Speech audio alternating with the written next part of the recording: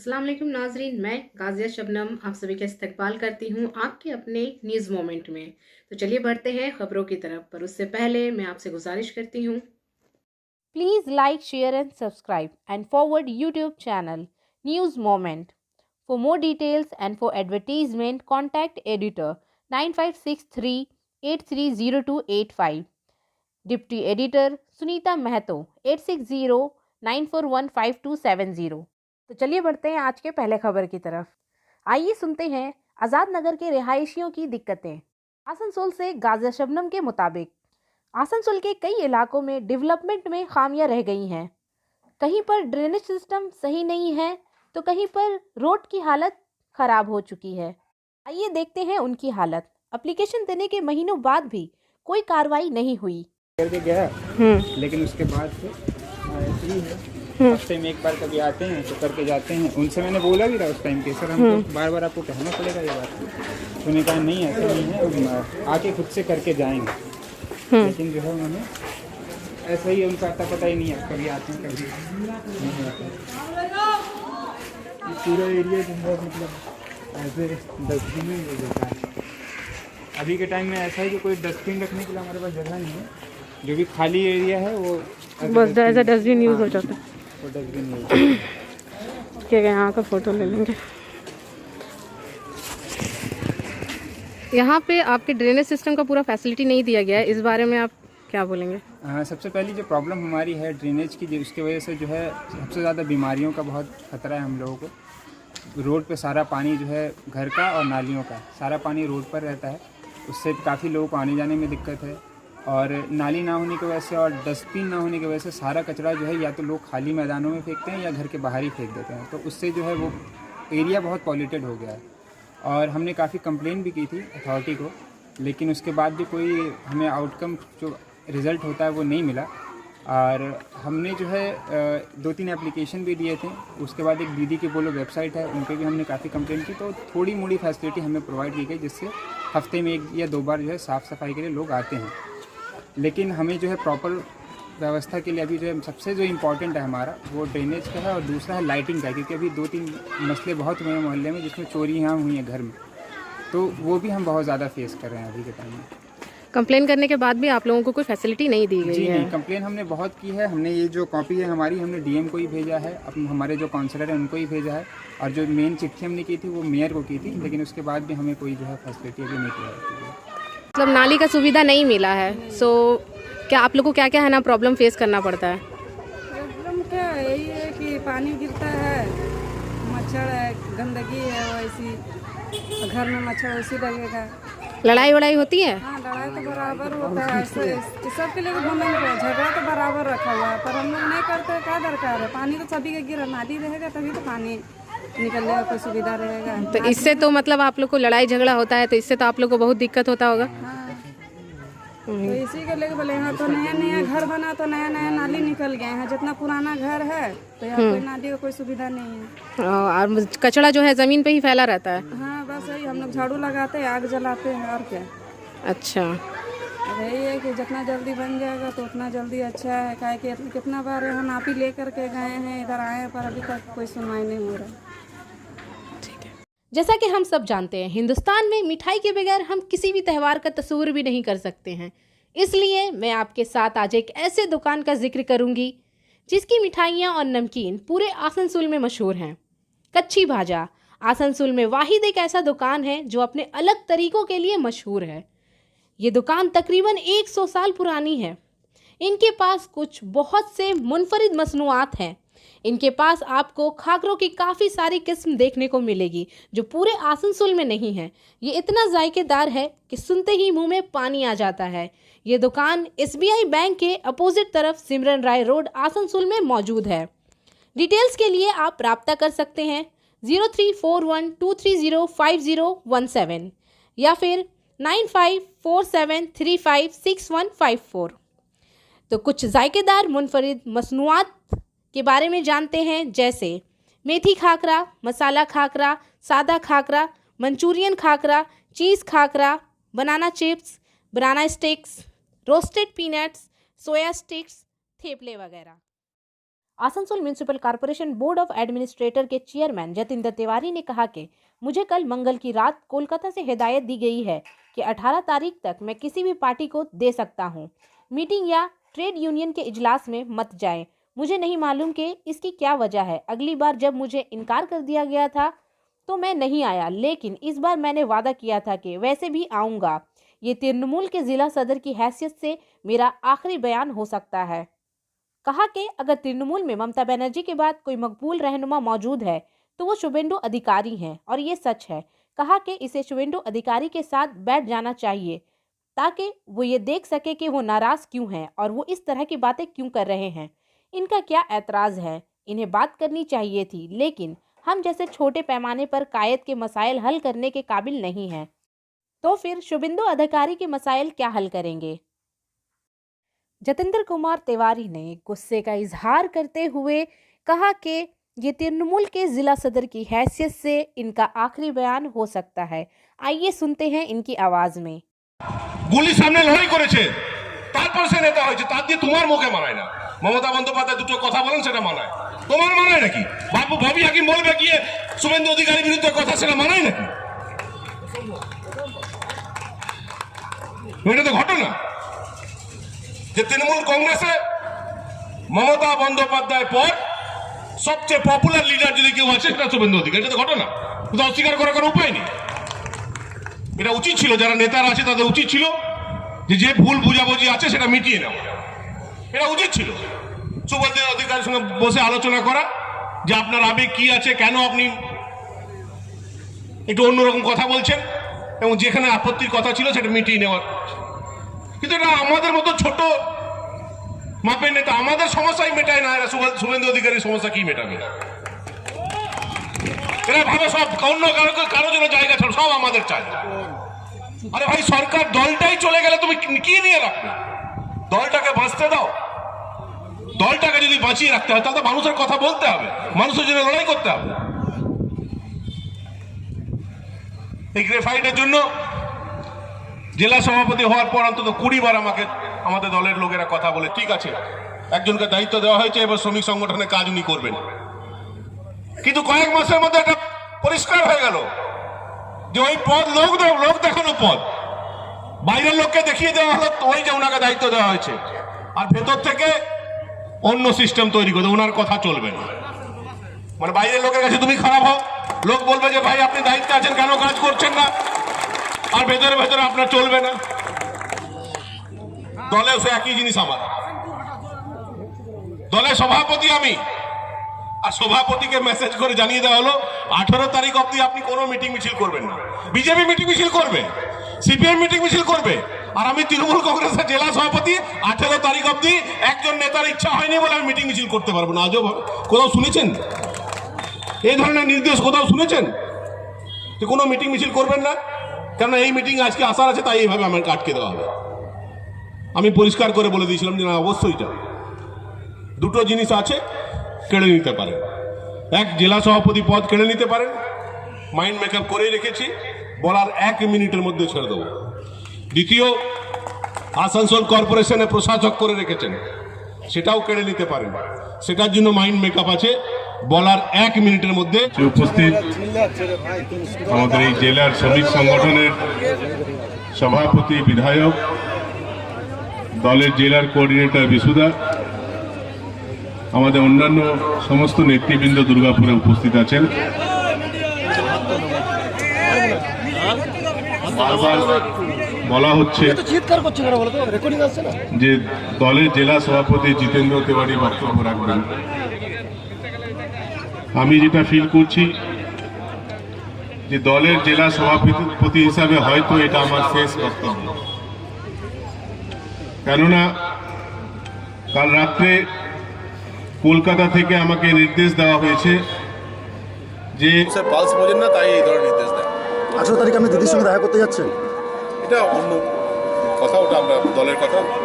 একটু আগে আপনি একটা রেফারেন্স দিলেন শুভেন্দু অধিকারী, তাহলে কি শুভেন্দু অধিকারীর পদক্ষেপকে সমর্থন করলেন?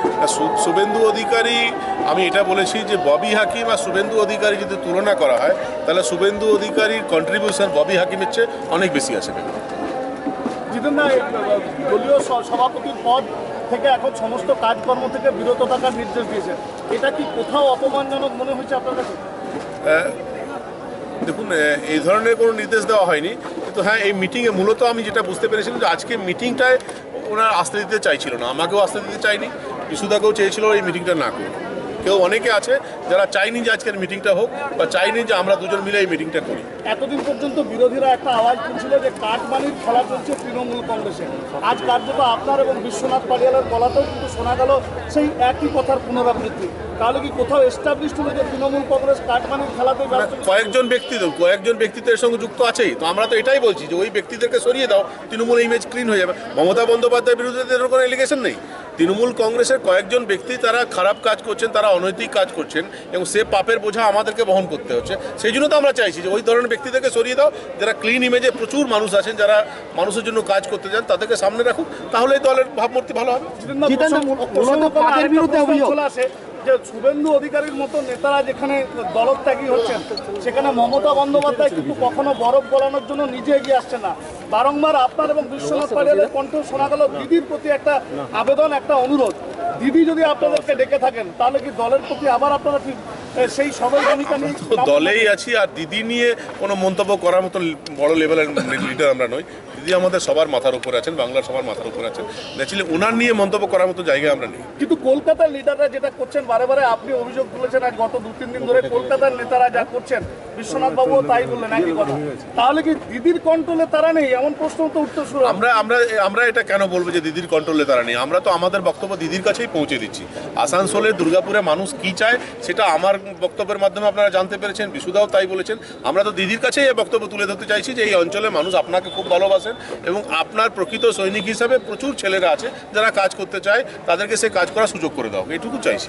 এরপর যদি দলের থেকে কঠিন সিদ্ধান্ত নিতে বলে কিছু, সেই সিদ্ধান্তকে কি মাথা পেতে নেবেন আপনারা? না, দেখুন, এটা ঠিক যে আমরা দিদির সঙ্গেই থাকতে চাই, দিদিকে আমরা সবাই ভালোবাসি, কিন্তু বিশুদা এবং আমরা দুজনেই বলেছি যে যারা দিদির পরে যারা আছে, যারা এই ধরনের অন্যায়কে সমর্থন করছে, তাদের দলদাস হয়ে যদি থাকতে হয় তাহলে আমরা তাদের দলদাস হয়ে থাকাচ্ছি আসানসোল দুর্গাপুরের মানুষের সঙ্গে থাকাটা অনেক বেটার।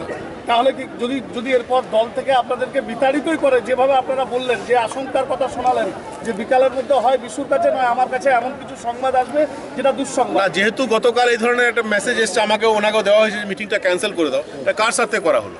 আমরা তো এখানে শ্রমিকদের স্বার্থে কথা বলছি, উনি তো শ্রমিকদের স্বার্থে লড়াই করছেন, বেকার ছেলেরা যেন চাকরি পায় তার জন্য লড়াই করছেন। তাহলে এটা থেকে বিরত থাকতে বলা হচ্ছে কেন?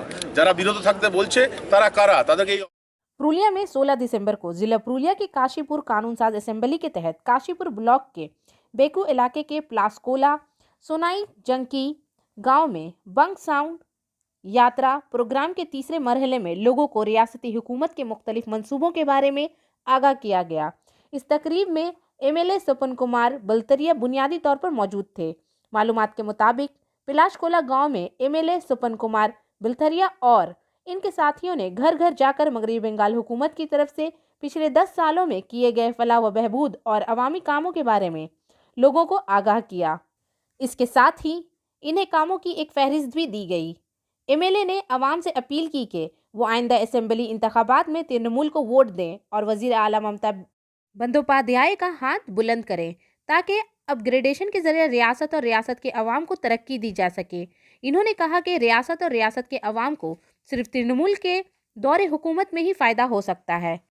बाराबनी से मनोज शर्मा के मुताबिक बाराबनी के MLA बिदन उपाध्याय ने बाराबनी ब्लॉक की नूनी ग्राम पंचायत के तहत छान रानीगंज के तहत असमानी जंक्शन से नई सड़क का बाज़ाब्ता इफ्तिताह किया और इस सड़क को 44 लाख रुपए की लागत से तामीर किया जा रहा है। हम कुछ दिनों में मुख्तलिफ जगहों पर सड़क की काम शुरू कर देंगे ताकि लोगों की सड़कें साफ रहें और लोगों को सफर करने में दुश्वारी पेश ना आए। আজকে বঙ্গধ্বনি যাত্রা আমাদের আছড়া পঞ্চায়েতের আছড়া গ্রামে আমরা ঘুরেছি, পুরো গ্রামটাই ঘুরলাম, কিছু তাও পার্ট বাকি রয়ে গেল আমাদের। সকাল 10টা থেকে শুরু করেছিলাম, এখন জাস্ট লাঞ্চ করলাম আমরা। তো গ্রামে এমনি সব ঠিকঠাক আছে, তো জলের প্রবলেম আছে, জলের জন্য যেমন কিছু কিছু পাড়ায় দেখলাম ড্রেন প্রবলেম আছে, অনেক প্রচুর ঘর এসছে, কিছু কিছু পাড়ায় ঘরও বাকি আছে, সব কিছু একটু একটু একটু করে ফাঁকা আছে, সেগুলো আমরা নিশ্চয়ই আগামী দিনে আস্তে আস্তে করে দেখে নেব। কি অভিযোগ উঠে আসছে গ্রামের মাঝে, মানে কি চাহিদা, বেশি গ্রামের চাহিদা কি? জলের চাহিদা আছে, বাড়ির চাহিদা আছে যেখানে বাড়ি নেই, ড্রেনেজ চাহিদা আছে, জল তো মানে খুব। बाराबनी से मनोज शर्मा की रिपोर्ट। बाराबनी ब्लॉक में बीजेपी की जानिब से आज बाराबनी रेल गेट में सुजाता माझी की मौत हो गई और कोई नाइंसाफी नहीं हुई। रास्ते में लोगों ने एक पर्चा तकसीम किया गया। सचेतन करार जन्य सारा पश्चिम बांगला व्यापी हमारे शक्ति केंद्र अनुयायी प्रतिटी शक्ति केंद्रे 8टी করে পথসভা করার জন্য আমরা সাধারণ মানুষকে সে জানানোর জন্য যে আমাদের পশ্চিমবঙ্গের যে সন্ত্রাস সে আমরা আজকে পথসভা এখানে শুরু করেছিলাম এবং সেই সন্ত্রাসের যে বাতাবরণ সারা পশ্চিমবাংলাব্যাপী শুরু হয়েছে সেখানে আমাদের বারাবনীও বাদ নেই। আমাদের বারাবনীতে গত 5/12/2020 तारीखे अंडाल से बीजेपी अंडाल मंडल 2 के जरिए दक्षिण खंड में आर्नी नई नाइंसाफी के खिलाफ जुलूस निकाला गया। कालीबाड़ी साउथ ब्लॉक के करीब जुलूस बागड़ीपाड़ा से शुरू हुआ और जुलूस का आगाज माहिरा कोलवरी के रास्ते होता हुआ दक्षिण खंड कालीबाड़ी मुकाम पर पहुंचा और जलसे का एहतमाम किया। यहां जुलूस से खिताब करते हुए तृणमूल में कांग्रेस मुसलसल मुजालिम और नाइंसाफी पर सामने आती रही है, जो जिंदा सबूत है कि बीजेपी कारकुनान का रोजाना कत्ल किया जा रहा है। बीजेपी कारकुनों को छोटे मुकदमात में फंसाना जा रहा है।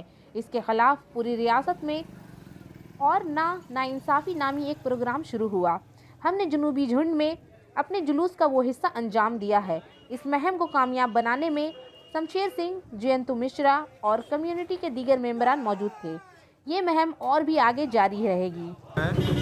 ये मिছিল का उद्देश्य हमारा अन्याय के खिलाफ जो हो रहा है सारा बंगाल में बालू चोरी, लोहा चोरी, कोयला चोरी, इसके लिए जो तृणमूल कांग्रेस इसके साथ जड़ित होकर वो जो कर रहा है ये काम, इसके खिलाफ और सारा बंगाल में जो संतरास खून ऐसा कर दिया, इसके खिलाफ हम लोग ये सामने अन्याय के लिए एक रैली निकले, जिसके सारा बंगाल में विरोध हो।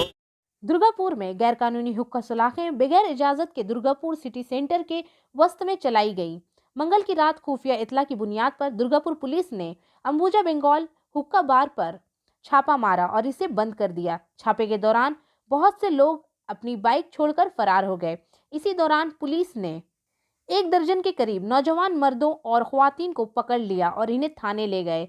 छापों को लेकर हुक्का बार में हलचल मच गई। मुकामी लोगों ने पुलिस को शिकायत की थी कि रात भर डीजे का साउंड और हुक्का बार खुला रहता है। बहुत छोटी लड़कियां रात गए तक हुक्का बार में रहती हैं। इसका इनके मुस्तकबिल के साथ मुकामी नौजवानों पर भी बुरा असर पड़ रहा है। डीजे को मुकामी बीमार लोगों के साथ परेशानी हो रही है। 1 महीने पहले दुर्गापुर म्यूनिसिपल कॉरपोरेशन के काउंसिलर अमिताभ बनर्जी ने बंगाल अंबुजा हुक्का बार पर छापा मारा और हुक्का बार को बंद कर दिया था।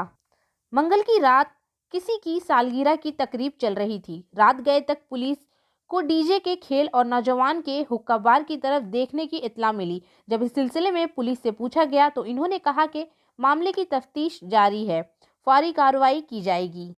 सीबीआई ने एक बार फिर कोयले के ताजिर के घर पर छापा मारा है। जराये के मुताबिक सीबीआई सुबह 7:30 बजे के करीब आसनसोल के जमुड़िया में कोयले के ताजिर संजय गुप्ता के घर पहुंची। संजय गुप्ता के घर सीबीआई अहदेदारों के करीब 10 गाड़ियां पहुंच गईं। मरकजी सिक्योरिटी फोर्स निगरानी के तहत सीबीआई ऑफिसर संजय गुप्ता के घर की तफ्तीश कर रही है। सीबीआई के इस छापे ने कोयले के गैर कानूनी कारोबार करने वालों में हलचल मचा दी है। इस जुर्म के बारे में अभी कोई सरकारी मालूमात मौसूल नहीं हुई है, लेकिन अगर पुलिस के करीबी जराये का ख्याल है कि सीबीआई ने चंद दिन पहले संजय गुप्ता के घर पर छापा मारा था। मगरबी बंगाल में असेंबली इंतखाबात से कबल बीजेपी मजबूत तर होती जा रही है। रियासत में वसी हिमायत हासिल करने वाली मुंबई काबीना में वजीर रहने वाले शोभिंदो अधिकारी जुमा या हफ्ता को बीजेपी में शामिल होने जा रहे हैं। इसके बाद टीएमसी के 25 दिगर आला रहनुमाओं की बीजेपी में शमूलियत की क्यास आरियां भी जोरदार हैं। कहा जाता है कि यहाँ निचली हिमायत करने वाले एमएलए, वज़रा और बड़े रहनुमा मौजूद हैं। मरकजी वजीर दाखिला ने पहले ही जेब प्लस जिमरे के सिक्योरिटी दी है, जिसमें बुलेट प्रूफ कारों के साथ नीम फौजी दस्तों के मसलह अहलकार भी शामिल हैं।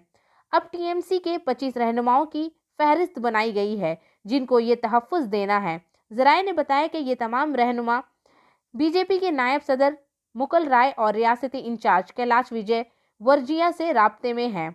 बीजेपी ने इनके बारे में अपनी मरकजी क़यादत को आगाह कर दिया है और वजारत दाखिला ने इनकी हिफाजत को यकीनी बनाना शुरू कर दिया है।